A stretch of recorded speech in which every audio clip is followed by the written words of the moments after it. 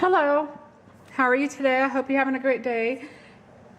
I am making chia pudding and I make it in all different flavors. I really like a chai one. I think I have a chai one that I made and I have a video on that, and this is just kind of a caramely vanilla one. I start with about 1.5 cups to 2 cups of almond milk that I make myself. You could use any kind of milk you want. And then I have my lovely chia seeds, full of protein, omega-3s. I'm going to add these last. It'll be 1/4 cup. I have vanilla, and I'm going to add a teaspoon of pure vanilla.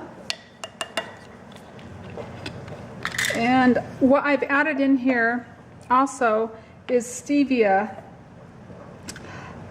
Let's see, I just do it to taste, so you have to find where you like stevia. If you don't like stevia, you can add maple syrup to this, honey, you can add dates and blend it. Soak your dates first overnight, about 8 to 10 dates, and then blend it, take the water, strain the water out, and then blend that and add it to this, or blend it in with your milk. You can actually make a cashew milk and make your pudding just however you want. So this, 1.5 cups of milk, stevia, that's what I'm using to taste.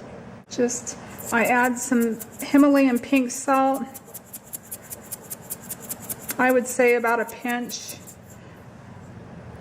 That doesn't come out very fast, so a pinch is a good pinch. Then I am taking my 1/4 cup, first I'm going to add my lucuma powder. I love lucuma powder. Lucuma powder gives it a caramely taste, and I'm going to add about a teaspoon, maybe 1.5 teaspoons, probably 1.5 teaspoons.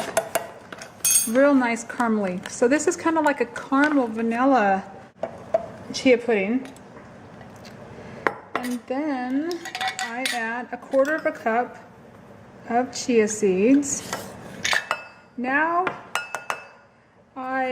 you have to shake this. Don't let it sit like this. You will have a clump of chia seeds that will never unclump. It only takes a few minutes to make this, but you have to kind of babysit it for, I would say, 10 minutes. And what you do is shake it, let it sit here, shake it again, let it sit here, keep doing something, and just keep coming back and shaking it, because I'll show you here. They will all settle to the bottom. So they're settling. They'll just get a big line of them in the bottom. See? And that's what you don't want. Then when that will turn hard. So what you do is you just keep coming and shaking it for about 10 minutes. It doesn't take a whole long time. And then keep doing what you're doing. So it's a good thing to do when you are making something else, because just set it there and then shake it. And you'll have vanilla caramel chia pudding when it's done. Now, put it in the refrigerator, and it's going to take, the longer the better. It's probably not going to be fully done for at least 4 hours, I would say. But it'll start appearing to be done, and it'll taste good in a couple of hours. But if you really let it sit a little bit longer, it really gets the tapioca flavor, and it won't be so runny. It'll all be hard. Not a hard, but just like a tapioca pudding. And that's it. I love it. It's my favorite. So I had some almond milk that I made, and it's like, ooh, I need to make some chia pudding and kind of make it alkaline with my almond milk.